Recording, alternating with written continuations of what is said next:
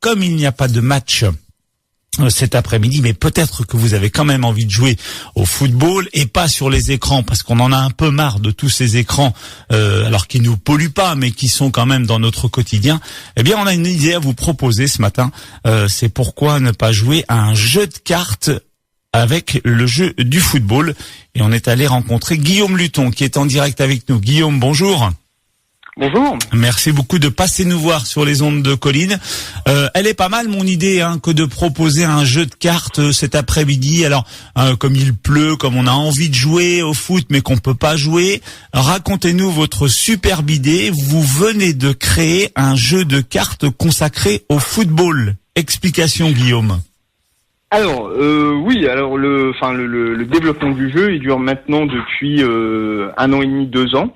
Voilà, c'est un jeu de cartes qui va vous permettre de recréer entre 30 et 45 minutes un véritable match de football sur votre table. Et pour cela, vous allez devoir combiner des cartes d'action, des cartes de joueurs. Donc c'est un jeu qui a à la fois une dimension de tactique et puis il y a une petite part de hasard pour recréer cette part d'incertitude qui nous plaît tant dans le football. Voilà, ça s'appelle World Wide Football. On joue à combien ? Alors, c'est un jeu pour 2 joueurs et il y a une variante à 4 joueurs. Dans ce cas-là, on va jouer par 2 équipes de 2 qui vont s'affronter. Et le but pour les joueurs, ça va être de bien se coordonner pour essayer de se mettre dans les meilleures situations possibles. On joue avec un dé ou pas ? Alors, alors la part de hasard elle est représentée par un dé. Il y a quelques actions qui vont se résoudre par un jet de dé. Ça va être les actions défensives, également la qualité des tirs, les arrêts du gardien. Tout ça va se résoudre par des jets de dé, mais il va y avoir des moyens de contrôler un peu cette part de hasard par l'utilisation de cartes spécifiques. World Wide Football, c'est bien ça ? C'est bien ça. Et elle est née comment cette idée, Guillaume ? Alors, techniquement, on peut dire que c'est une idée que j'ai de moi depuis que je suis tout petit. Ah ouais. En fait, oui. Moi, il était pas rare que je passe des soirées, parfois, quand j'avais 9-10 ans, à dessiner un terrain de foot sur une feuille A4, à prendre quelques pions, quelques dés, et puis à refaire les matchs que j'avais vus à la télé. C'était à la grande époque de l'Olympique de Marseille, donc des moments qui font un peu rêver le petit garçon que j'étais. Et j'essayais de refaire des jeux un peu sur ce thème-là sur mon bureau. Et puis c'est une idée qui m'a jamais vraiment quitté au fur et à mesure que j'ai grandi. Donc j'ai laissé un peu ça de côté pendant que j'étais étudiant. Et puis c'est un peu revenu quand j'ai eu des neveux. J'ai eu envie de les faire jouer. Donc j'ai retravaillé un petit peu sur ce projet. Et au fur et à mesure, j'ai commencé à le présenter en festival. Et j'ai vu que ça commençait à plaire. Et je me suis dit, il y a peut-être quelque chose à faire. Donc j'ai un peu creusé le truc. J'ai développé le jeu vraiment pour l'améliorer pendant un an et demi, 2 ans. Je suis allé à la rencontre des joueurs. Et je le présente aujourd'hui, parce que je considère qu'il est finalisé. Vous avez travaillé avec un illustrateur aussi, hein ? Vous avez fait les choses bien, en fait. Alors oui, parce que moi je suis un auteur de jeu, mais je suis un piètre dessinateur et encore plus piètre infographiste. Donc il a fallu que je me fasse aider quand même sur ces aspects-là. Et j'ai eu recours à un jeune illustrateur qui s'appelle Mathieu Martin, qui est de Lyon, donc il est de l'autre côté de la France. Mais Internet aidant, on a pu travailler en bonne intelligence tous les deux. Et je suis très très satisfait de son travail parce qu'il a donné à mon jeu la petite touche graphique que j'espérais, qui à la fois qui rappelle un petit peu le jeu vidéo, mais qui a un petit côté BD qui est pas déplaisant. Comment s'est opérée cette rencontre ? Tout simplement en passant les annonces sur Internet. Moi, j'avais personne autour de moi qui avait ces compétences-là. Donc, j'ai passé une petite annonce sur Internet. Très vite, il y a quand même plusieurs graphistes qui sont manifestés. Et Mathieu, c'est le premier qui m'a répondu. Et c'est de loin celui dont le travail m'a le plus plu. Donc, ça s'est fait assez vite. Et c'est la magie d'Internet. On a été mis en relation alors que sans ça on n'aurait eu aucune chance de se rencontrer. Et on a travaillé maintenant plusieurs mois tous les deux pour arriver au projet tel qu'il est aujourd'hui. On a un jeu de combien de cartes là ?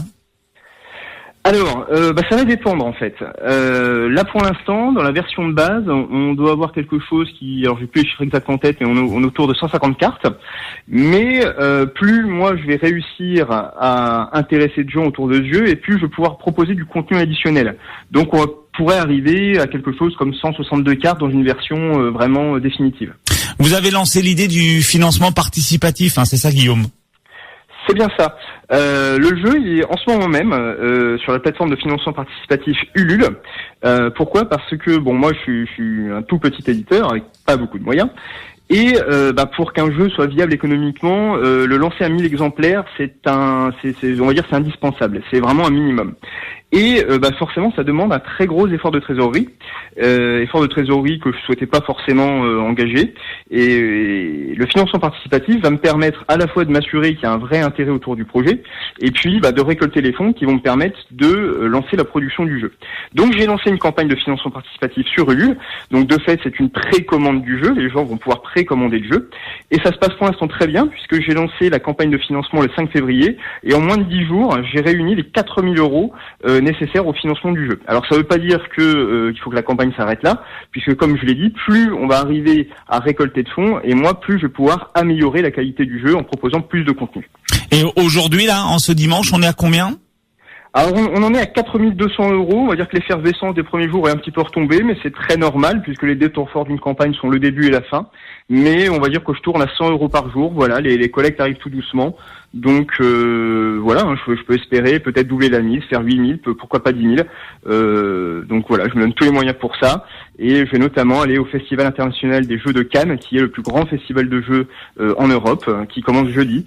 Donc je me rends à Cannes dès jeudi pour aller faire la promotion de ce jeu. De toute façon, le financement va être reboosté. Vous passez sur Colline aujourd'hui, la rediff tout à l'heure, ça va être en podcast. Ça va exploser maintenant. Je compte évidemment sur vous pour cela. C'est une belle aventure, c'est un beau projet. Oui, c'est un beau projet parce entre votre idéal en fait, Guillaume, entre votre idéal et puis ce qui se passe au quotidien, enfin concrètement, c'est vraiment comme ça que vous l'imaginiez ? Alors le jeu en lui-même, il est conforme moi aux attentes que j'avais quand j'étais un petit garçon. Je rêvais d'un jeu qui soit à la fois fluide, accessible et très respectueux de son thème, c'est-à-dire qu'on puisse vraiment se représenter un match de football dans sa tête, tout en posant les cartes sur la table. Et le jeu aujourd'hui il ressemble à ça. Alors évidemment l'envers du décor, c'est qu'il y a pas mal de galères. Moi, éditeur de jeu, c'est pas du tout mon vrai métier. Je suis juriste à la base, et donc du coup il y a tout l'aspect un petit peu, fignoler les fichiers imprimeurs, corriger le graphisme quand on pense qu'il part dans une mauvaise direction, etc. Donc ça c'est vraiment quelque chose que j'ai appris sur le tas, qui parfois est très chronophage, donc évidemment ça demande un petit peu d'énergie et c'est parfois un petit peu décourageant, mais voilà, je pense que vraiment le jeu en vaut la chandelle. Aujourd'hui le projet il est vraiment conforme aux attentes que moi j'avais en me lançant dans cette aventure, et puis la campagne de financement participatif qui est pour le moment un succès me fait dire que le jeu plaît aussi à d'autres personnes, à un public assez large, et donc globalement oui c'est une très belle aventure et qui est conforme à mes attentes. World Wide Football. Merci beaucoup Guillaume Luton. Je vous en prie. Merci beaucoup, et puis longue vie à ce jeu, on ne manquera pas de s'en faire l'écho, et puis vous allez réécouter l'émission et on pourra jouer bientôt. Et puis tout à l'heure on va vous parler d'un album Panini aussi. Finalement ça serait un peu ça le maître mot de ce Sport Matin Dimanche, on revient sur des jeux d'antan. Merci Guillaume et bravo. Je vous en prie, bonne journée.